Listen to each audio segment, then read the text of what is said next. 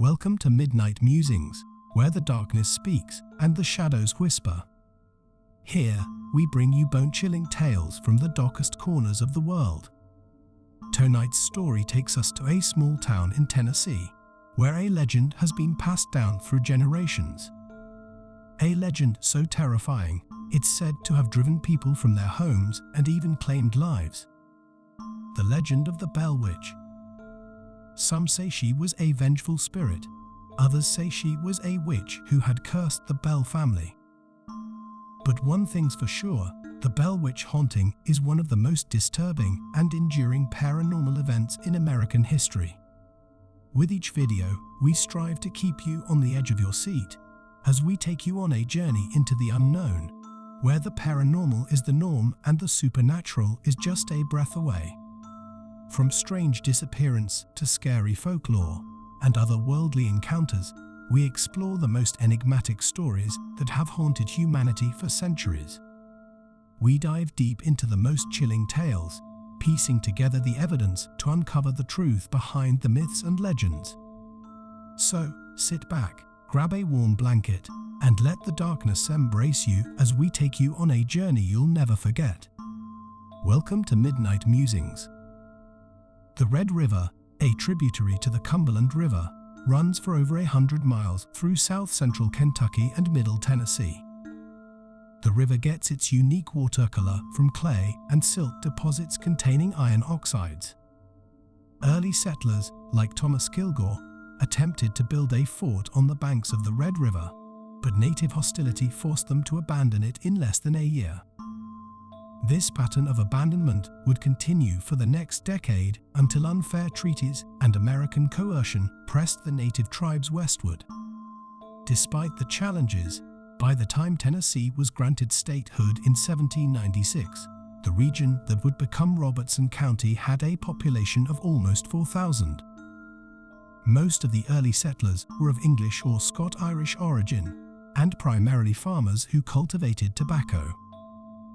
The use of slave labor was heavy, leading Robertson County to gain the reputation as the home of the world's finest dark-fired tobacco. It was during this era, in the early 1800s, that one of the most well-documented hauntings in American history took place in Robertson County on the Red River. A legend so infamous that it purportedly caught the attention of a future president and gripped a small Tennessee community for years. This legend is none other than the Bell Witch, which terrorized the Bell family for generations. The haunting has fascinated and frightened people for generations and remains a topic of interest to this day. The Bell family was a family of farmers who lived in Red River, Tennessee in the early 19th century. John Bell, the patriarch of the family, was born in North Carolina in 1750 and fought in the Revolutionary War before moving his family to Tennessee in 1804. He was married to Lucy Williams Bell, and together they had 9 children. The Bell family worked tirelessly to establish their farm, clear the land, and build their homestead. They raised corn and other crops, as well as cattle and other livestock. Despite their hard work, life was challenging, and they faced many hardships. Like many other farmers of the time, the Bell family relied heavily on their crops and livestock to make a living, and any setbacks or losses could be devastating. John Bell had always been a respected member of the community, known for his hard work and strong character. But the strange events that began to occur in his home would challenge everything he thought he knew about the world. At first, the disturbances were small and easily dismissed. A knock at the door in the dead of night, a rustling in the bushes outside. But soon they grew more persistent and more terrifying. The Bell family was plagued by unexplained noises and voices, strange smells, and objects moving on their own. John tried to keep the disturbances a secret, fearing ridicule and scorn from his neighbors. But as the events grew more frequent and intense, he realized he couldn't face them alone. So he turned to his friend and neighbor, James Johnston, for help.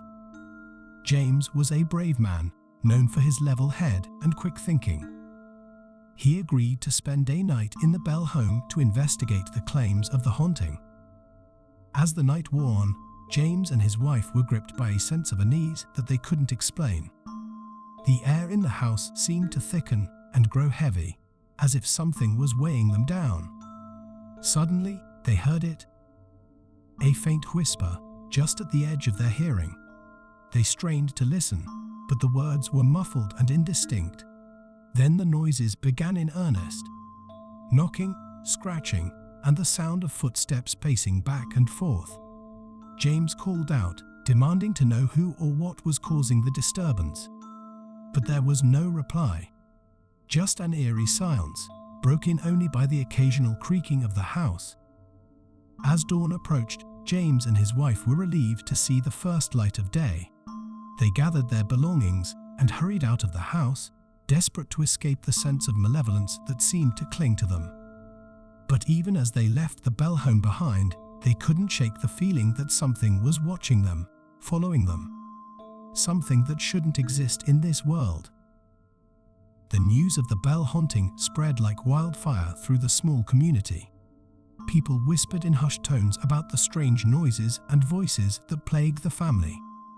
Some believed it was the work of the devil himself, while others thought it was the ghost of a murdered neighbor seeking revenge. But no one had any concrete answers, and the Bell family continued to suffer under the relentless onslaught of the entity that had invaded their home. People from far and wide came to witness the mysterious events for themselves. One visitor was even said to be future President Andrew Jackson. When Jackson and his men arrived on the Bell property, their horses suddenly stopped and refused to move until an unknown female voice called out that they could proceed to the house. That night, one of Jackson's men, who claimed to be a witch tamer, began taunting the entity and was violently thrown out of the house. The same female voice threatened to torment another fraud in the group if they did not leave. According to the legend, the entity known as the Bell Witch primarily targeted Betsy Bell, the daughter of John Bell Sr. The witch reportedly tormented her with taunts and prevented her from spending time with her fiancé, Joshua Gardner. The witch's relentless harassment of Betsy continued until Easter Monday in 1821, when Betsy called off her engagement with Joshua Gardner at the river. The disturbances then began to fade. It's unclear why the Bell Witch specifically targeted Betsy, although some speculate that it may have been due to a perceived wrongdoing on John Bell Sr.'s part. Others believe that the entity may have been an embodiment of a grudge or resentment held by someone against the Bell family. Regardless of the motive, the Bell Witch's harassment of Betsy reportedly included physical attacks, such as pinching and slapping, as well as verbal assaults. Some accounts even suggest that the entity took the form of a dog and chased Betsy through the fields. However, it was John Bell, Sr., that the entity truly seemed to hate. As time passed, John Bell Sr. reportedly began to experience episodes of facial twitching and paralysis in his mouth, which made it difficult for him to eat and swallow. His health deteriorated rapidly, and he was eventually confined to his home. The entity would reportedly torment him, removing his shoes when he tried to walk or slapping his face when he had seizures. The entity's voice could be heard all over the farm, cursing and chastising old Jack Bell. It even claimed responsibility for John Bell Sr.'s illness, saying that it had poisoned him and that he would not recover. The entity allegedly gloated over John Bell Sr.'s suffering, and it is said that he eventually died from the illness. Some versions of the story claim that the entity was motivated by a grudge against John Bell Sr. for some unknown reason, while others suggest that he may have had some involvement in the entity's past, and that this was the reason for its animosity towards him. Regardless of the cause, the Bell Witch's treatment of John Bell Sr. was one of the most harrowing and tragic aspects of the haunting. On the cold winter night of December 20th, 1820, tragedy struck the Bell family of Robertson County, Tennessee. John Bell Sr., a prominent farmer and landowner, fell into a mysterious coma and never woke up. Despite the best efforts of local doctors, he passed away a few days later, leaving behind a grieving family and community. But the story of John Bell's death did not end there.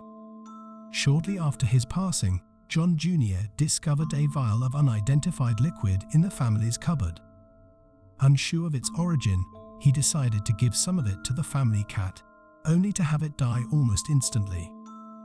When the Bell Witch learned of this, it seemed to take delight in the cat's death, exclaiming, "I gave old Jack a big dose of that last night," which fixed him.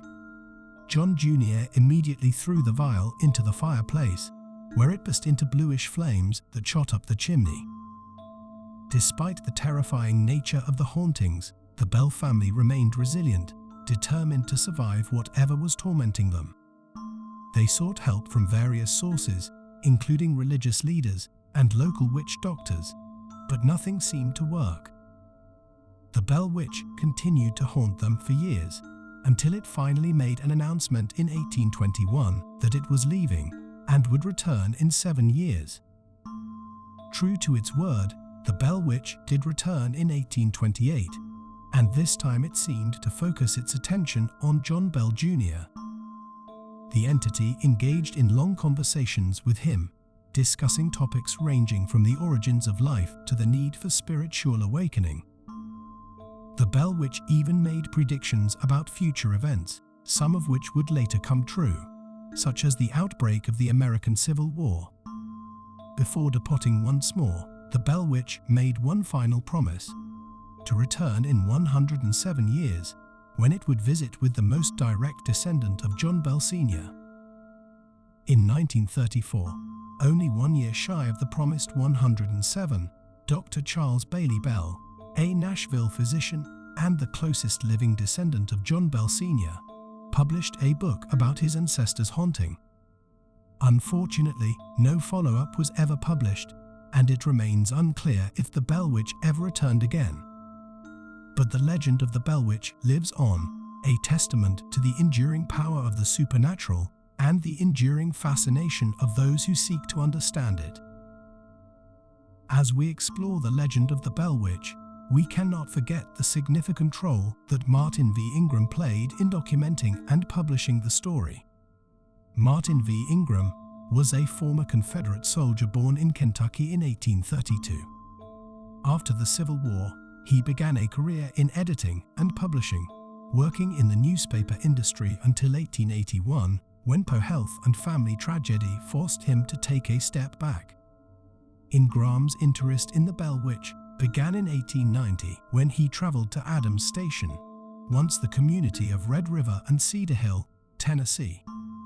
He interviewed people who had witnessed the Bell Witch phenomenon and published his reports in the Clarksville Leaf Chronicle in July 1892.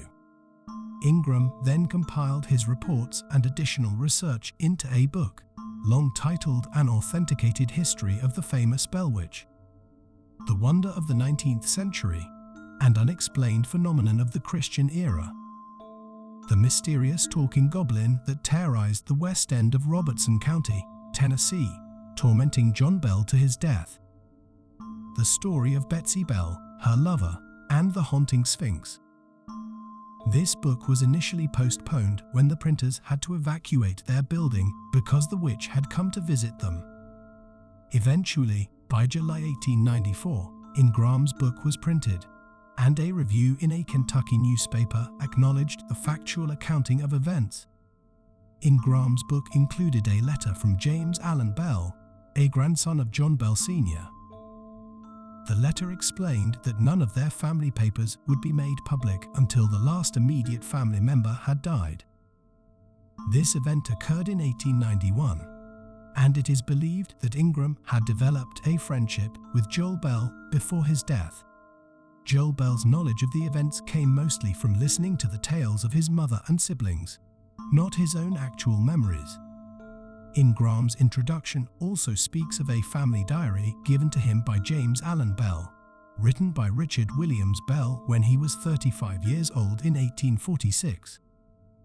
Richard Bell had been between 6 and 10 years old when the entity first manifested itself at the Bell family home, and he was about 17 when it returned in 1828. This family manuscript, totaling about 90 pages, is the only known first-hand account of the Bell Witch, yet it casts a shadow over the legitimacy of the legend. Some suggest that the entirety of the Bell Witch legend was conceived of by Ingram himself, the product of a newspaper man's imagination and ability to capture the public's attention. This theory is known as the Ingram fabrication theory or Ingram hoax. However, evidence supporting the legitimacy of the Bell Witch legend does exist.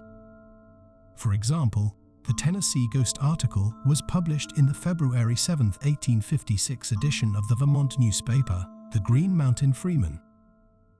This article is believed to be a reprint of a 1849 article published in the Saturday Evening Post, making it the earliest known public record concerning the Bell Witch events.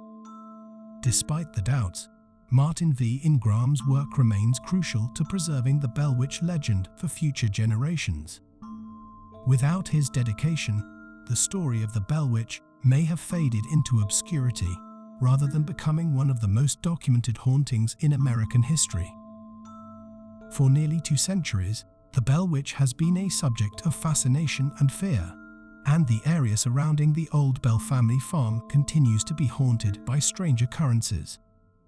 While many people claim to have experienced unexplained phenomena, in recent years, scientists have taken an interest in the Bell Witch haunting and have suggested a possible scientific explanation. Some researchers believe that infrasound, a low-frequency sound that is below the range of human hearing, may have played a role in the haunting.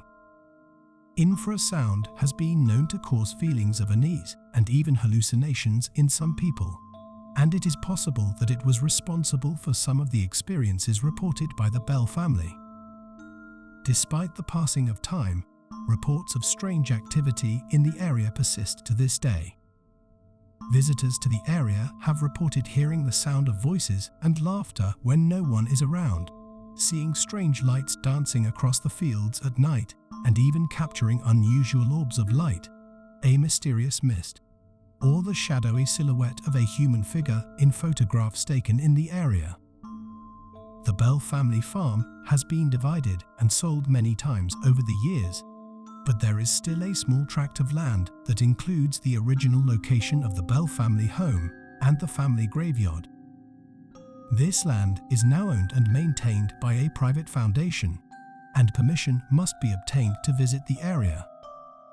Whether or not the Bell Witch truly exists, there is no denying the enduring hold that this legend has had on the imagination of people for generations. Her story continues to fascinate and terrify, reminding us that there are still mysteries in this world that we may never fully understand. Thank you for watching this video about the Bell Witch haunting. The legend of the Bell Witch continues to fascinate and terrify people to this day.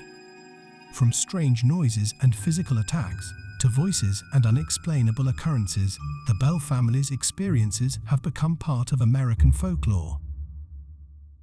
We hope you enjoyed this deep dive into the story of the Bell Witch. If you enjoyed this video, don't forget to hit that subscribe button and the bell icon to be notified when we release new content. Who knows, maybe the Bell Witch will pay you a visit one day, and you'll want to be prepared.